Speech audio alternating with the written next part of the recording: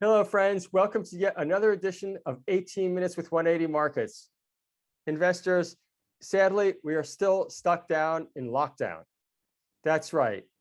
But at some point, we will come out and things will change. But one thing that is not going to change quickly is people's focusing on germs, how to stay clean, how to stay healthy. For sure, that's a trend that was in place actually before COVID, but it's only going to continue. And one business taking advantage of that is ZOONO Group.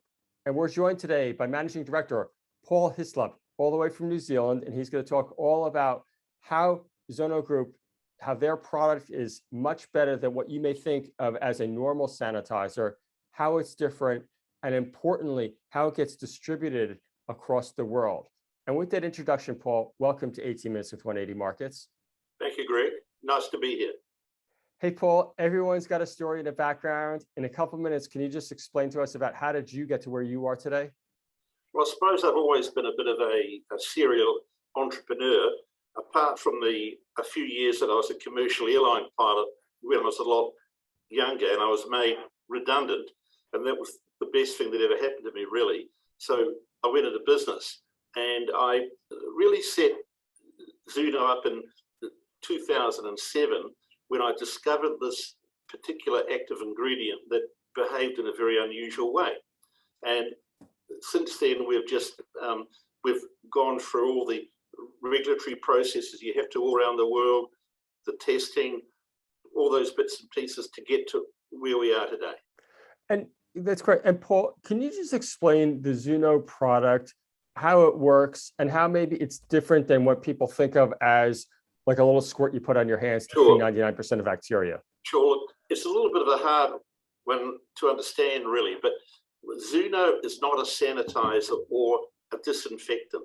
It is an antimicrobial coating, unlike sanitizers and disinfectants that are designed to be sprayed on in liquid form, and they only work instantly, and there's no residual effect, if you like. ZOONO only works in its dry state, so it's still sprayed on wet.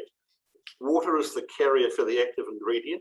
It sprays on wet, it's allowed to dry, and then the active ingredient bonds to the surface and it becomes active.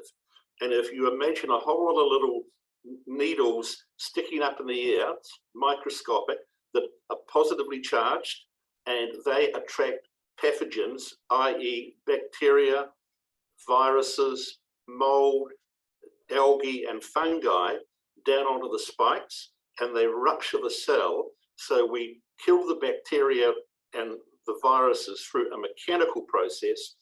We're not a poison, we're non-toxic, and unlike alcohol that dehydrates the cells, and then it stops working afterwards, we can take attack after attack after attack, and we're still effective. Right. So it's a far superior product than what people may think of as the little spray that they get every time they go into any place now. Absolutely. And if you spray your hands with an alcohol-based hand sanitizer, for instance, it will kill the pathogens on your hands. But the moment you pick up your cell phone, pick up a computer mouse, shake hands, your hands are reinfected again. Whereas our hand sanitizer is designed to go on the surface, goes on your skin, dries on your skin. It's a pleasant feeling because it won't dry your skin out because it hasn't got alcohol in it, and it will protect your hands for 24 hours.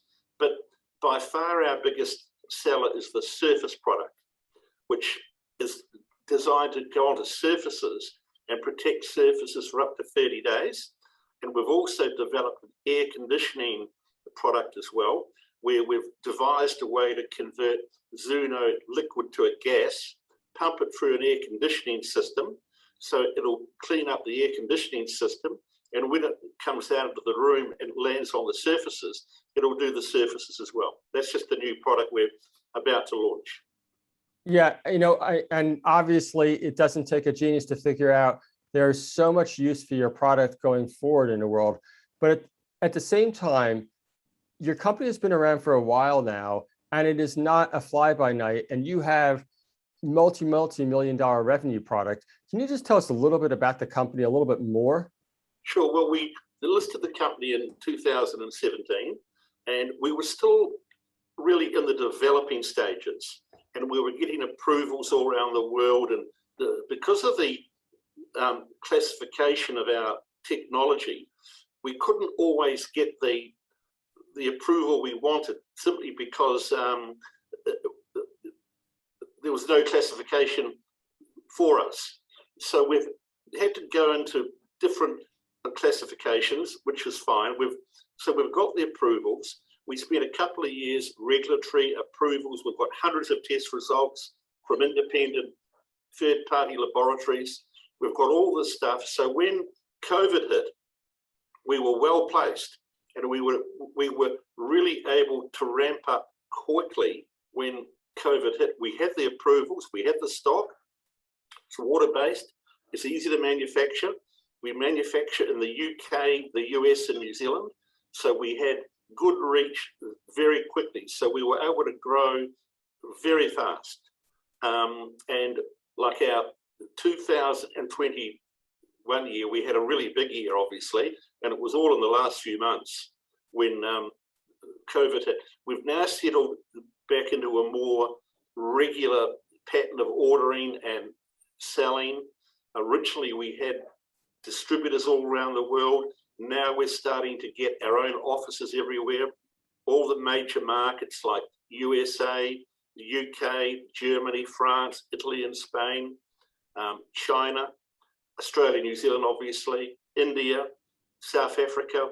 We're developing our own sales teams, our own management in those countries as well. So we've got a lot more control, and we can get the product into the marketplace at a cheap price.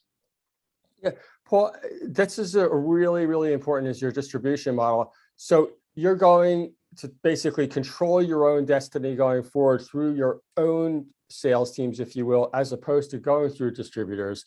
Is that accurate? Yes, and we manufacture our own active ingredient. We do all our own blending. We also manufacture our own plastic bottles as well. When all the supply chain issues during COVID hit us, I wanted to make sure that we were self-sufficient moving forward, and we are. Yeah. And also, can you just tell us a little bit about, say, a customer like Microsoft, which is one of your customers, and you certainly have a lot of corporate customers. Would they rather just deal with you a little bit more directly than through a distributor? They always look larger corporates, and we've got a lot of large corporates on board now, like Qantas Airlines, Cathay Pacific, Emirates Airlines, the Boeing, for instance, Microsoft, Amazon, lots of companies, London Underground. We're on every train in the UK that goes under the ground, and we're on 80% of the trains above the ground, but they want a direct relationship with us. They don't want to deal with a distributor because A, they don't want to pay a margin to the distributor, and B, if they've got questions, they can come straight to the organ grinder, if you like, and get the information immediately. Yeah, and I think that, isn't it, unfortunately, in the age that we live in now with COVID, isn't that even so much more important than, say, it was a few years back? Look, speed is everything. If I get an email at 9 o'clock on a Saturday night, I will respond, okay, because people all around the world, they want answers instantly. So we pride ourselves on responding instantly to questions from our customers. And we are getting a lot of large corporate accounts now. And the more large corporate accounts you get, the more you get, because people think, oh, well, if Amazon have done their due diligence, Microsoft have done independent testing on the product, it must be good. So that's what tends to happen.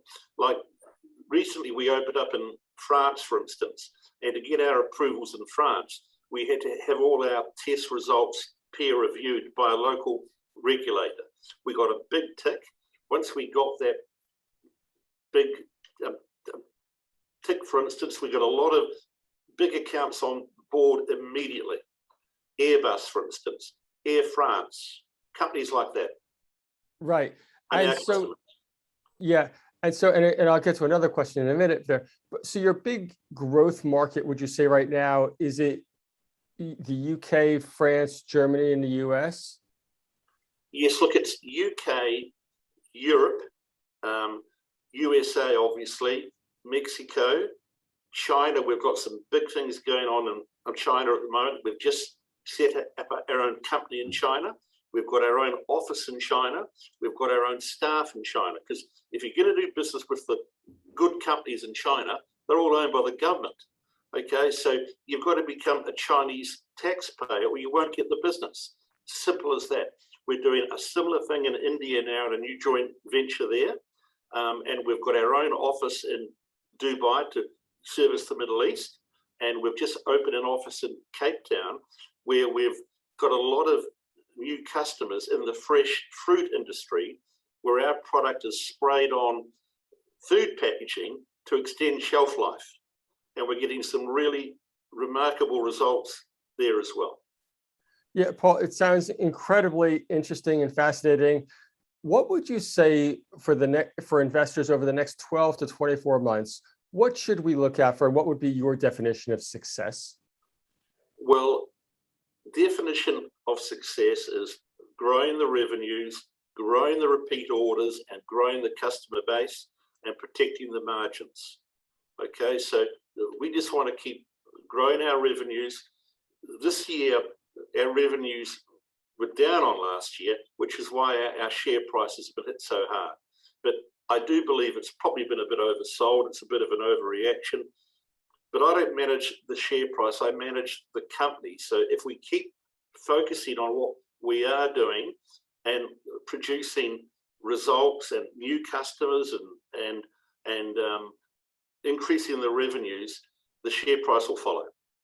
Yeah, and if you don't mind me asking, what caused the decline in revenues? And then also, has it been remediated at this point, like in the last quarter? Yeah, well, Greg, you're from Melbourne, aren't you? New York. But in March last year, we went on an Australian TV show. It was the morning show in Melbourne, and we gave away 30 gift baskets of our products. And the girls on the show gave us a great spiel. The next day, we got 34,000 online orders. So we went from doing $200,000 to $300,000 a month. That month, we did $11 million. My gosh. So that was basically the difference to our 20 revenues to our 21 revenues. So we do mainly focus on the B2B business. I like to sell this product by the containers. We also sell it online under our brand, but it's our B2B business which really drives the revenues, I believe. Excellent. Excellent. Paul, thank you very much for your time. Unfortunately, we have to keep these interviews short, but before you go, do you have any closing words for the audience? I'd like to say thanks for your time. Go to www.ZOONO.com or com.au if you're in Australia and buy some hand sanitizer. You'll love it, okay? It's a great product. It really is. Excellent. Paul, thanks so much for your time. Appreciate it. And we will definitely be in touch, I'm sure. Thank you very much, Greg.